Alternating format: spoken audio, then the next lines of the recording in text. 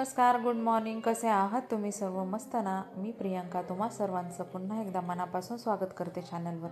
आणि काय असतं या सकाळच्या चहामध्ये काय माहीत, अर्धा कप जरी घेतला ना, भन्नाट एनर्जी येते पुढच्या कामांसाठी.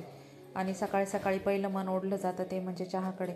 तसं मी चहा सोडण्याचा खूप वेळा प्रयत्न केला, पण तो माझ्याच्याने काही सुटला नाही. मग म्हटलं जास्त नाही, निदान अर्धा अर्धा कप तरी सकाळ संध्याकाळ घेत जाऊ. मग सकाळी उठल्यावर मी पहिल्यांदा चहा ठेवून घेत असते. इथे जेव्हापासून आम्ही शिफ्ट झालो ना, तेव्हापासून आम्हाला एक समजलं नाही की सप्लायच्या पाण्याची सिस्टीम काय आहे.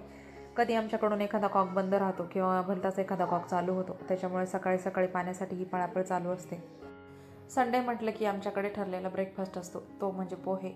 कारण पोहे लवकर होतात, शिवाय सगळ्यांना आवडतात सुद्धा. आणि मग मला दुपारी जेवणामध्ये काही स्पेशल बनवायची जी इच्छा असते ती पण पूर्ण होते, कारण मग खूप वेळ जात नाही. पण पोहे करण्यामागे सगळ्यात मोठं जे स्ट्रगल असतं ते म्हणजे कांदा कट करणं.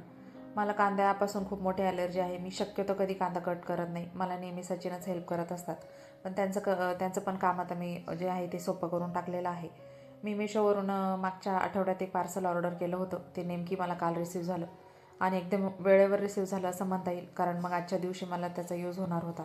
तर जे हे ऑनियन चॉपर आहे ते मी ऑर्डर केलं होतं मिशोवरून मागच्या आठवड्यामध्ये, आणि काल मला ती ऑर्डर रिसीव्ह झाली.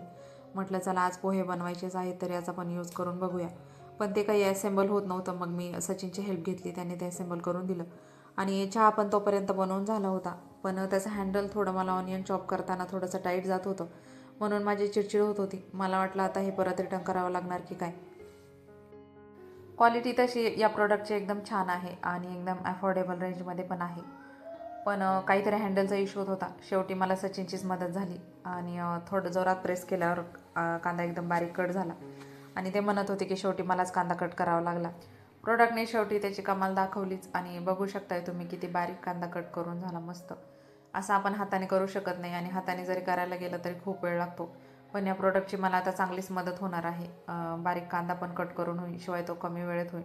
पण शेवटी मला सचिनचीच हेल्प घ्यावी लागणार आहे हँडल प्रेस करण्यासाठी. बऱ्याच दिवसापासून मला हे चॉपर ऑर्डर करायचं होतं, पण एक एक दिवस ढकलतच होते मी. पण बरं झालं असं वाटतं की ऑर्डर केलं, कारण आता माझं कांदा कट करायचं खूप मोठं काम सोपं होणार आहे, शिवाय वेळ पण खूप वाचणार आहे. चहा पण जो आहे तो तोपर्यंत पार उकळून गेलेला होता, आणि कांदा तर बारीक कट करून झाला होता. पण प्रोडक्टचा मेकॅनिझम समजून घ्यायला आम्हाला खूप वेळ गेला. दीदी उठली होती. रात्री मी नेमके ड्रायफ्रूट्स पाण्यात भिजवायला विसरले होते. मग सकाळी उठल्यावर मी तिला फक्त धुवून दिले. मी पण चहा घेतला. मग चहा घेतल्यावर थोडंसं बरं वाटलं. माझ्याकडे सध्या तरी हे 2-3च झाडं आहेत. अजून झाडं लावायची इच्छा आहे मला, पण बघू कसा वेळ भेटतोय ते. पण जी पण झाडं आहेत ती एकदम टवटवीत झालेली आहेत आता. पोहे करायचे होते म्हणून मी हे छोटे कडीपत्त्याची पाने तोडून घेतली होती. अजूनपर्यंत नव्हतं तोडलं मी, पण म्हटलं चला वापरून बघूया. आणि ही जी बाकीची झाडं आहेत ती पण एकदम छान झालेली आहेत. आणि पारिजातकाचं झाड पण बघा किती मोठं झालं आहे. तुळस माझी खराब झाली होती, पण मी याच्यात दुसरी तुळस लावलेली आहे. बिया टाकलेल्या आहेत, पण त्या कधी उगतायत आता बघूया. शेवटी सकाळी उठल्यापासून ज्याच्यासाठी एवढी खटपट चालू होती ते पोहे मी बनवायला घेतले. आणि असा कांदा बारीक कट केलेला असला की तो चांगला परततो. आणि संडेला शक्यतो मी पोहेच करत असते, कारण मग मुलांना पण ते आवडतात आणि लवकर पण होतात. त्याच्यामुळे वेळ जास्त जात नाही. आणि असा नाश्ता असतो आमचा संडेला सकाळी. पोह्यांसोबत पापड आणि लोणचं पण लागतं सचिनला, त्याच्यामुळे मी पापड पण भाजून घेतलेले होते. मस्त असा ब्रेकफास्ट जो आहे तो आम्ही करून घेतला. त्याच्यानंतर घरातली कामं मी पटापट आवरून घेतली. आंघोळ केली, आणि आंघोळ करून आवरून जायचं कुठे तर पुन्हा किचनमध्ये. असंच आपल्या बायकांचं असतं. संडे फंडे ही जी कॉन्सेप्ट आहे ती मला अजिबात लागू होत नाही, कारण माझा पूर्ण संडे पूर्ण वेळ किचनमध्ये जात असतो. कारण सुट्टीच्या दिवशी मी मुलांना नेहमी काही ना काही वेगळं खायला देण्याचा प्रयत्न करत असते. पण या सगळ्यातून आपण आपल्यासाठी पण जो आहे तो थोडा वेळ काढायला पाहिजे. अंघोळीनंतर स्किन केअर करत असते मी थोडंसं. रोज तर नाही शक्य होत, पण जेव्हा पण वेळ भेटेल तेव्हा मी करत असते. आणि आता उन्हाळा चालू झाला आहे तर सनस्क्रीन पण लावणं खूप गरजेचं आहे. आणि स्किन पण खूप ड्राय होत चाललेली आहे, त्याच्यामुळे मॉइश्चराईज पण मी करत असते वेळेवर.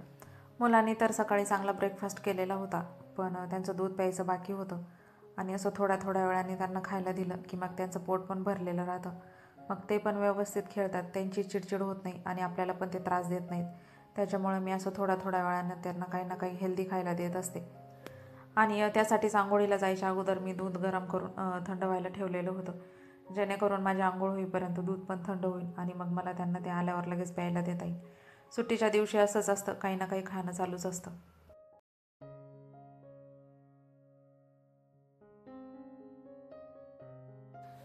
मुलांचं दूध पिऊन झालं मग ते थोड्या वेळ बाहेर खेळायला गेले. तोपर्यंत लगेच दुपारच्या स्वयंपाकाची वेळ झाली होती. मग मी स्वयंपाकाला सुरुवात केली. पनीरची भाजी बनवणार होते मी आज आणि त्याच्यासोबत आम्हाला भात लागतो. त्याच्यामुळे पहिल्यांदा कुकर लावून घेतला, जेणेकरून एकीकडे भात होईल आणि दुसरीकडे मला भाजीची तयारी पण करता येईल.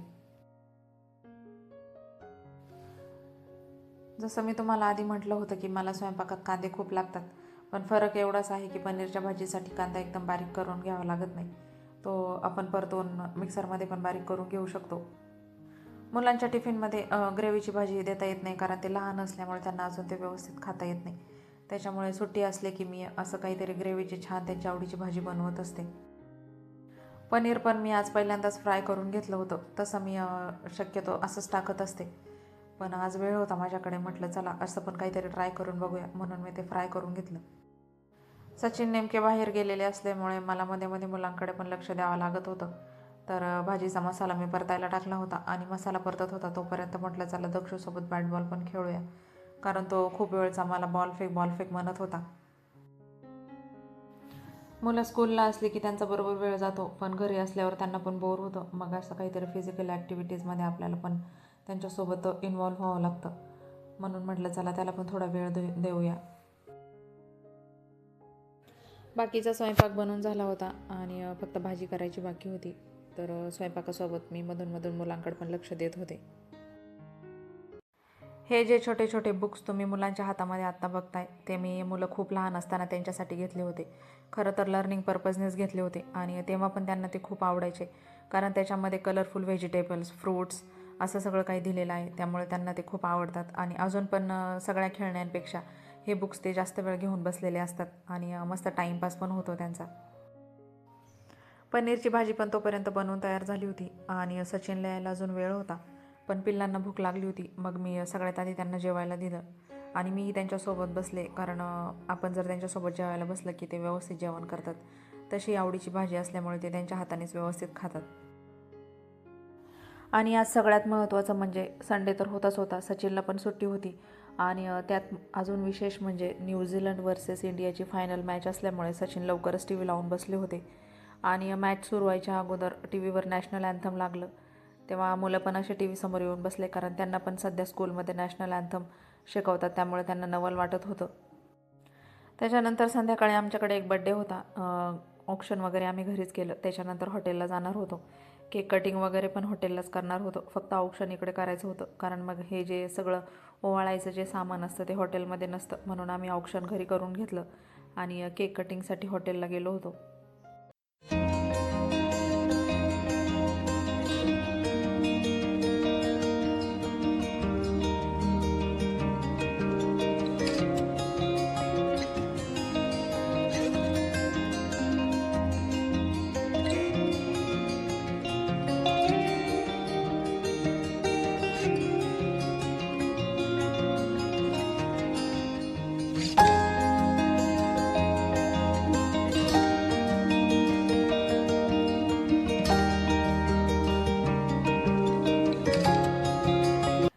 केक कटिंग वगैरे झाली मस्त आणि केक खाऊन बरंचसं पोट भरलं होतं, पण जेवण बाकी होतं.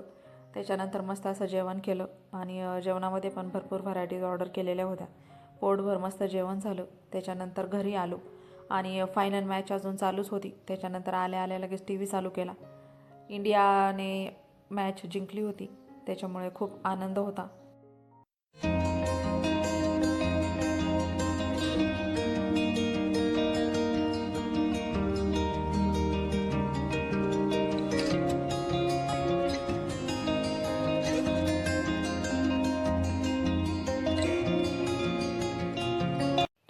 तर फ्रेंड्स, आजचा व्हिडिओ इथेच एंड करते. आय होप तुम्हाला हा व्हिडिओ आवडला असेल. व्हिडिओ आवडला असेल तर व्हिडिओला लाईक करा. चॅनलवर नवीन असाल तर सबस्क्राईब करायला विसरू नका आणि भेटूया पुन्हा अशाच एका नवीन व्हिडिओमध्ये. तोपर्यंत tata, bye bye, take care.